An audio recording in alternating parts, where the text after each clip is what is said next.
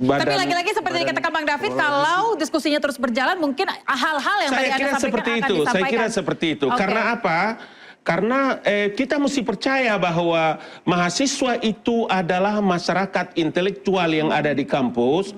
Mahasiswa itu adalah representasi daripada suara rakyat ketika DPR tidak berfungsi. Dan masyarakat dan mahasiswa itu adalah the young generation for our country untuk akan datang.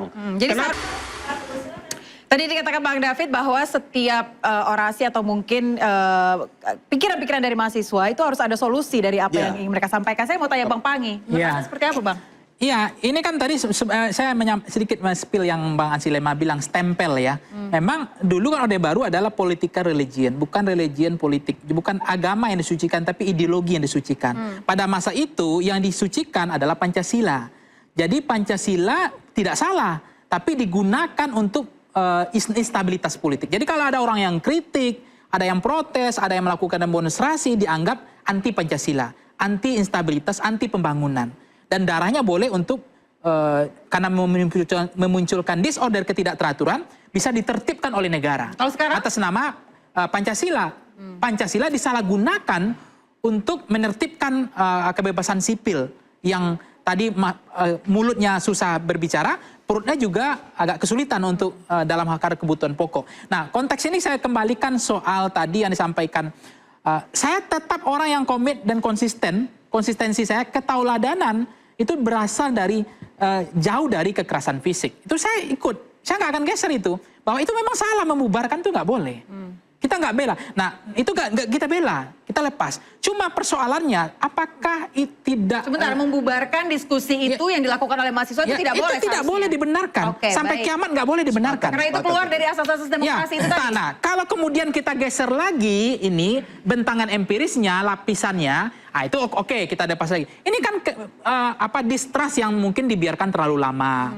Memunculkan animo kepercayaan publik, membangun trust building itu susah, tapi itu disia-siakan selama ini. Contoh, harga dinaikkan suka-suka hati. Harga apa? Ya, misalnya kalau dulu kan naikkan bensin itu, BBM itu kan harus DPR, harus penuh kehati-hatian, deliberatif, prudensi. Tapi itu kan dinormalisasi oleh rezim sebelumnya juga. Tiba-tiba naik malam hari, tiba-tiba turun siang hari, ya kan?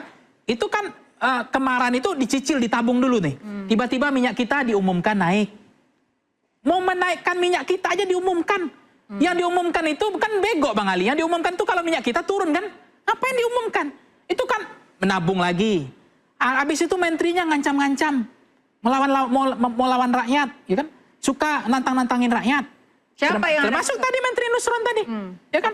Itu kan membuat lele dalam kolam makin keruh.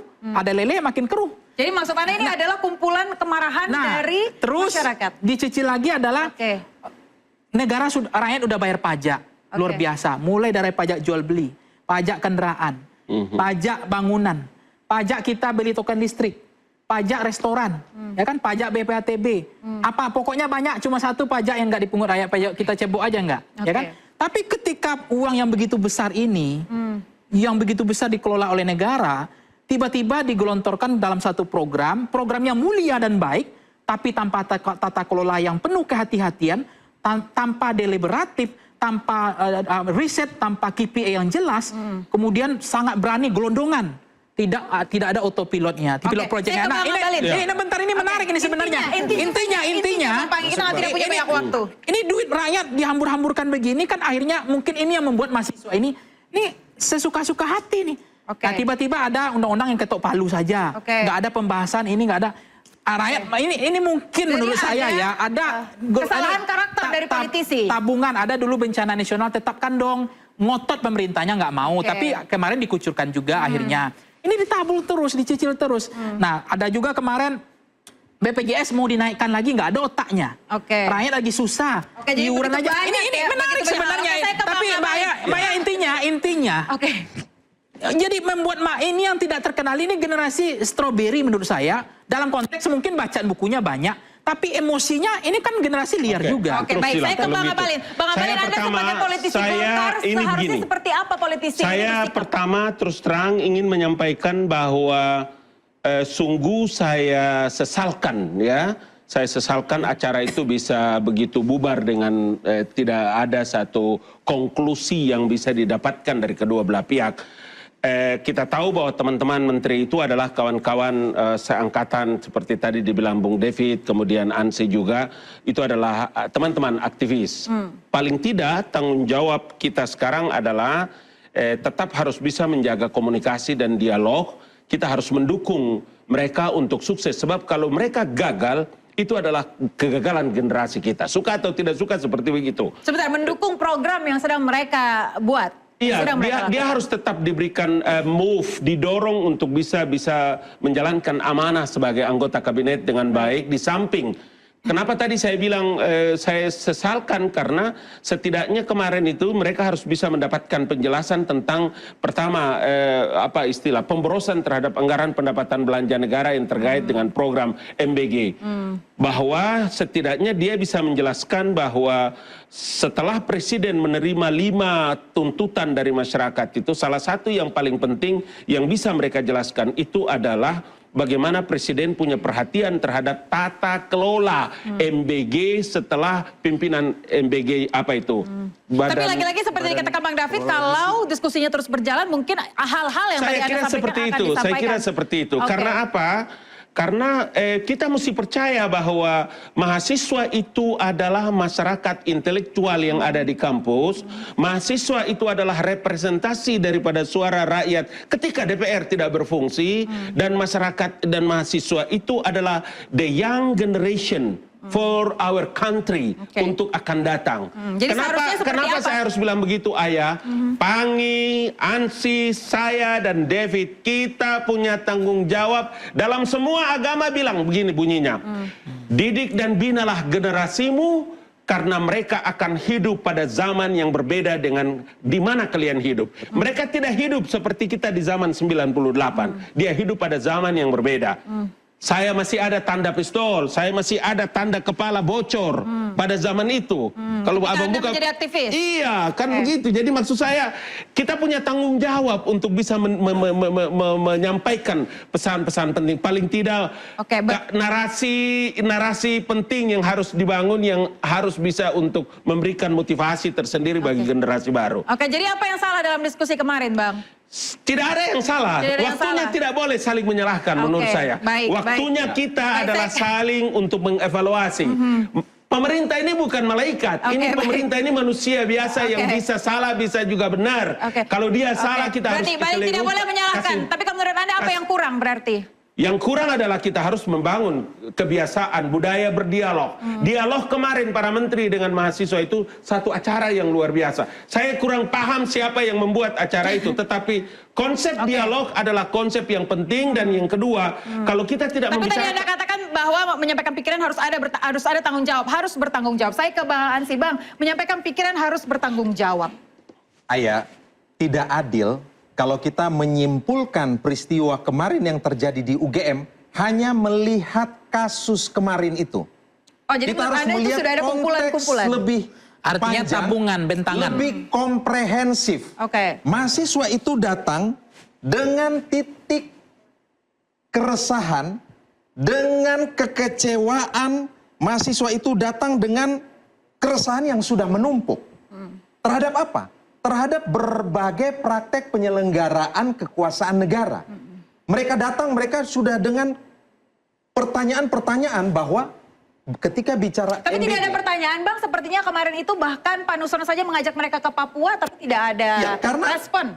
Karena memang pembicaranya itu cenderung satu arah. Itu kan sudah berjalan sekian proses, kan begitu. Dan cenderung yang seperti pembukaan tadi saya katakan, lebih terkesan sebagai agenda sosialisasi. Bahkan sebelum sosialisasi itu berlangsung, terkesan lebih banyak sensasi, miskin argumentasi, bahkan provokasi kepada para mahasiswa. Tapi apa yang salah dengan sosialisasi pencapaian pemerintah? Loh, sosialisasi itu monolog, itu satu arah, itu bukan diskursus. Kalau diskursus itu yang saya katakan, ada tesa, antitesa, dan sintesa, seperti yang dikatakan oleh kawan saya tadi, Bung David. Jadi mahasiswa itu, sebenarnya kan mahasiswa itu kan pertanyaannya sudah ada. Ya misalnya. Tapi Bung apa yang Budiman membuat, Sujatmiko Bang, ini misalnya ya. pertanyaan yang saya dari tadi sudah pikirkan, apa bedanya mahasiswa yang berkumpul di tempat diskusi itu dengan mahasiswa yang datang dan menginterupsi diskusi itu? Ya, artinya kan begini, contoh, sederhana aja. Kita boleh bicara bahwa misalnya, MBG bagus dari segi konsep, menurut pemerintah. Tapi mahasiswa bertanya sederhana. Lalu apa manfaatnya bagi petani tradisional dan kecil, peternak di desa-desa dan juga nelayan tradisional? Kalau kita bicara bagaimana ini bisa membangun multiplier effect, itu yang tidak pernah bisa dijelaskan dan dijawab selama ini. Jadi begini, Ayat, yang Ansi bilang itu, makanya tadi saya bilang, kalau acara itu umpama tidak bubar, setidaknya mungkin bisa mendapatkan pengertian. Umpama begini, kan yang ditangkap sekarang ini kan kepala dan wakil-wakilnya. Sekarang Presiden terima apa yang mungkin disampaikan dari 5 pesan itu. Maka yang dilakukan sekarang itu adalah tata kelolanya dievaluasi, tata kelolanya diperbaiki. Bagi saya anak Papua ini, Fak-Fak, Ansi, kita orang NTT ini dari Toraja. Orang-orang di kampung ini, anak-anak keluarga kita ini sangat perlu itu dengan MBG. Demi Tuhan, saya bersumpah atas nama Tuhan. MBG itu sangat amat penting bagi anak-anak kita di kampung-kampung sana.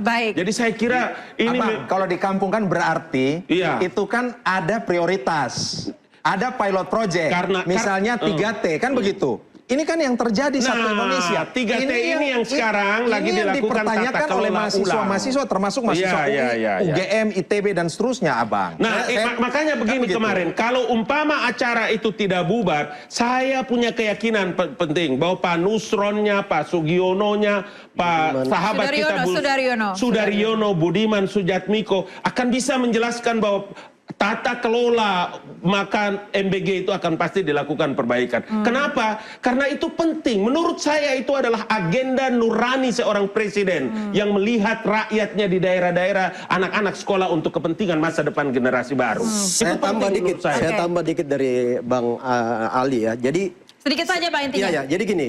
Ketika kehadiran kawan-kawan kemarin yang merupakan representasi pemerintah itu ingin menjelaskan sebenarnya bahwa demo-demo selama seminggu kurang lebih ini kan sudah ada langkah-langkah action real yang dilakukan oleh pemerintah menjawab kegelisahan aspirasi adik-adik mahasiswa. Contohnya dengan pemecatan dan langsung proses hukum 3 pimpinan MBG BGN ya. Lalu kemudian sudah ada suspend dari 27.000 dapur SPPG. Pemerintah sudah melakukan suspend 2.200 dapur yang dianggap bermasalah. Itu langkah action ya. Nah itu juga yang diminta oleh adik-adik mahasiswa. Nah saya lebih mengapresiasi kelompok mahasiswa yang atas nama BEM Bersatu yang kemarin datang menggeruduk kantor Wapres. Minta waktu kepada Wapres untuk menyampaikan aspirasi mereka, gagasan mereka, dan diterima baik oleh Wapres. Di situ terjadi diskursus, dialog. Akhirnya ada solusi yang mereka lahirkan bersama. Dan itu ditunggu oleh adik-adik BEM Bersatu itu. Ketimbang dengan yang saya katakan bahwa kekerasan-kekerasan dialog itu pengusiran ya. Menolak diskursus itu terjadi, menolak dialog. Nggak ada solusi yang dilahirkan sebagai, padahal kampus itu salah satu yang saya katakan ciri kampus adalah menawarkan sebagai problem solver. Menawarkan artinya solusi. sudah ada evaluasi yang dilakukan oleh pemerintah. Sederhana, interupsi dilakukan itu karena ada krisis kepercayaan akut dari mahasiswa. Krisis kepercayaan akut dari mahasiswa. Kita akan bahas lebih lanjut usai jeda, pemirsa tetaplah bersama kami.